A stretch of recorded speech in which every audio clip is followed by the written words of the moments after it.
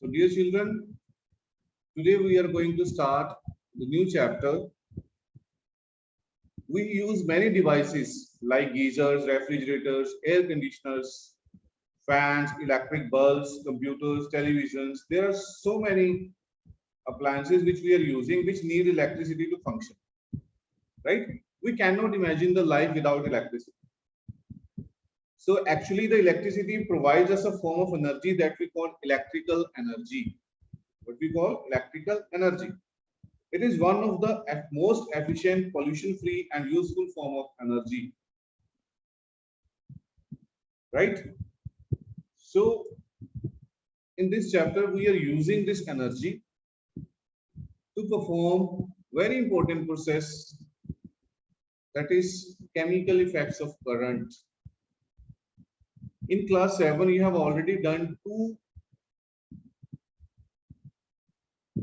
effects of electric current already you have done in class 7. That are, one was heating effect, right? And second was magnetic effect. Whenever the current flows through a conductor, it becomes hot.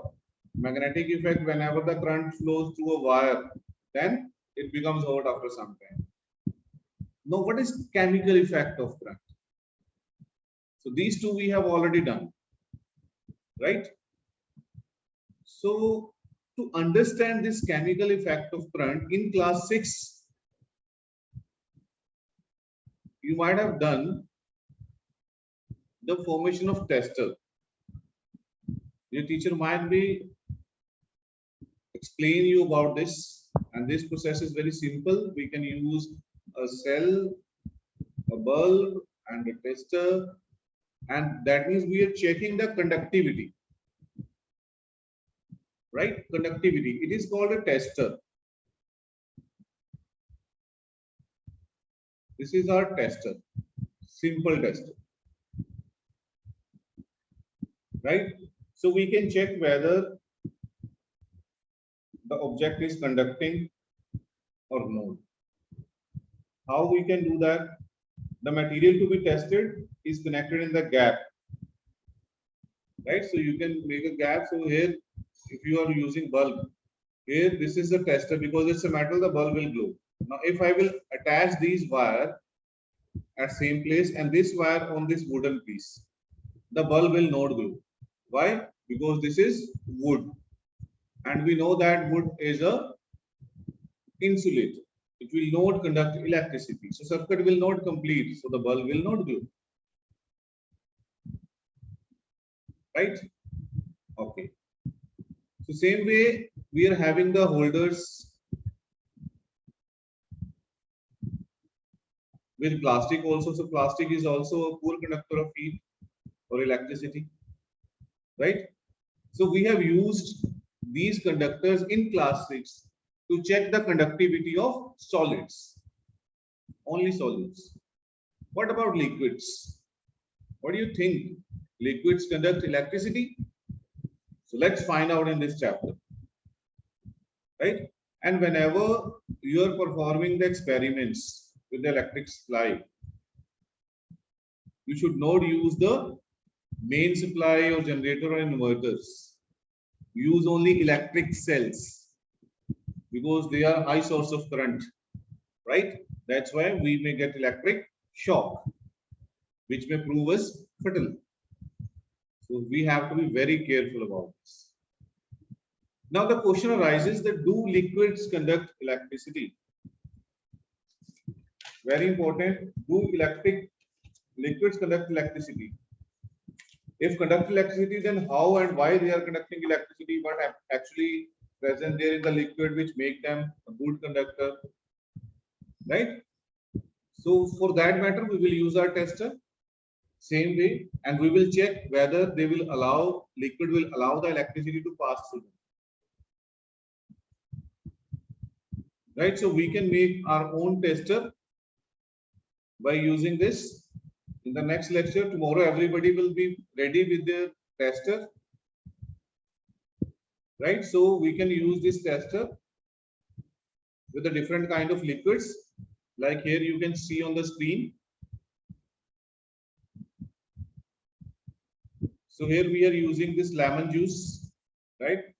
This is the positive terminal, this is the negative terminal. One negative terminal is joined with this bulb. Now, if this liquid will be the poor conductor of electricity, the bulb will not glow. And if liquid is a good conductor of electricity, then the bulb will definitely glow. Right? This thing we have to keep in mind. See, when the liquid between the two ends of conductor tester allow the electric current to pass through, the circuit of the tester becomes complete. The current flows in the circuit and the bulb glows. Now, if the question comes, why does the bulb glow? When we insert the wires of the ends of the tester in the lemon juice.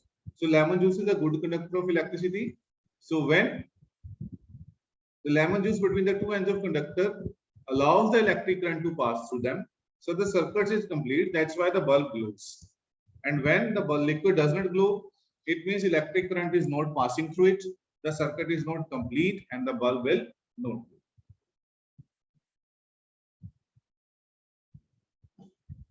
Right? But very interesting. In some situations, even though the liquid is conducting, but the bulb may not use glow. What can be the reason?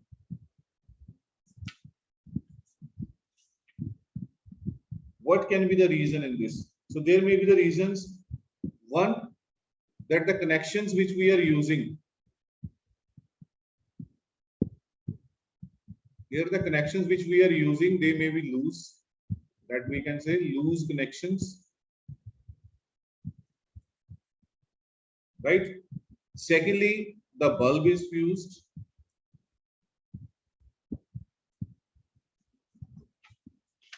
Right? The bulb is fused.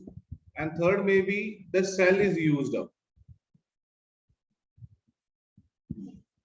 So that's why before performing these kind of activities, we must check whether our connections are correct, whether the bulb is working, whether the cell is okay, it's not used up cell. Okay, so after checking these three conditions, then we can perform the activity, and if the bulb is not glowing, then we can say the liquid is insulator or liquid is not conducting. Right? In class 7, we have studied about the bulb glows when the electric current passes through it. Why? Because of heating effect of current, because the filament of the bulb heated up and it starts glowing. Right? This is the one thing which we have discussed in class 7. Now, if the bulb which is glowing, current is passing through it, what will happen if the current is too weak? If in the circuit, the current is not so strong, it's too weak, the filament will not get heated up, right? Due to which it will not get its glowing. Right? So what we can say, because a bulb work at a particular amount of current, but if they are not getting particular amount of current is weak, the material may not conduct electricity. It may not conduct as easily as metal. Right? This is another reason can be there, that the circuit is complete, circuit of tester may be complete, and yet the current through it may be too weak to make the bulb glow. So can we make another tester which can detect a weak current? Yes, we can. Another kind of. Do you recall that electric current produces a magnetic effect? Happens to compass needle that we have already done in class 7. Even if the current is small, the deflection of the magnetic needle can be seen. Right? So we can use this magnetic effect of current as a tester where the current is too weak. Right? Apart from this, in spite of bulb, you can use very important electric component that is called LED. Right? Light emitting diode. The full form of LED is light emitting diode. It glows even when a weak current passes through it. Even in the remotes, TV के जो remotes हैं, you can check there are LEDs, right? So when we press it, they glow actually. If you want to see whether they are glowing or not, so you can use your mobile camera, put up there, and you will be surprised to see that glowing bulb of the remotes, because they are very working on very weak current, right? So in the LEDs, while connecting to a circuit, the long LED is always connected to the positive terminal.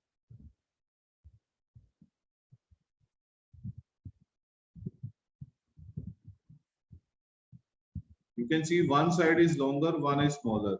One is longer, one is smaller. This is smaller, this is longer. This is longer, this is smaller. This is longer, this is smaller.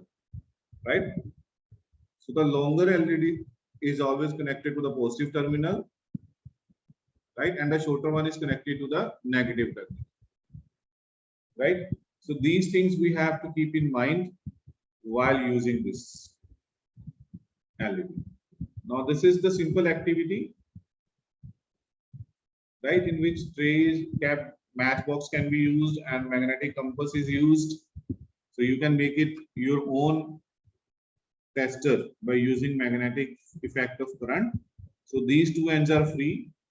When these two ends will be immersed in the liquid or any other object will be kept in between this, then it will show the deflection. If it's showing the deflection, it means current is there, otherwise there is no current.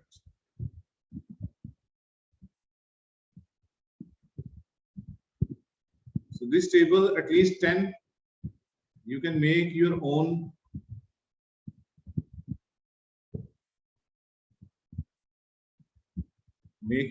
tester.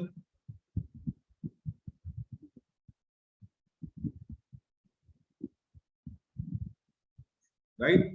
Use LED in spite of bulb and then check whether these are good conductor or not. You can use the compass needle. Compass needle can be bought from the market if you want to make your own magnetic tester. So that you can also use even the LED bulb you can use, and here you can add more substances. 4 more, any of your choice.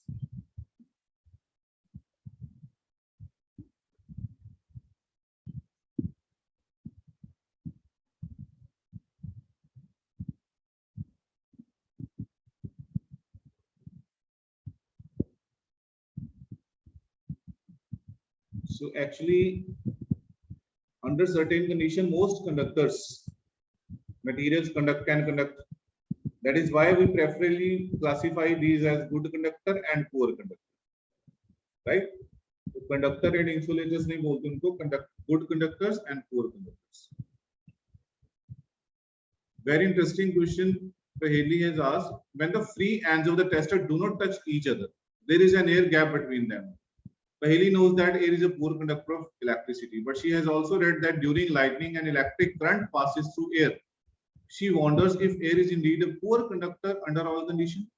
This makes Bujo ask whether all other materials classified as poor conductor also allow electricity to pass under certain conditions. So what does it mean? It means that we cannot say air is an insulator. Air is a poor conductor because in certain conditions it allows the electric current to pass through them. Right? So thank you so much, children, for watching this video. In the next part, in next remaining topic, we will discuss in the next lecture.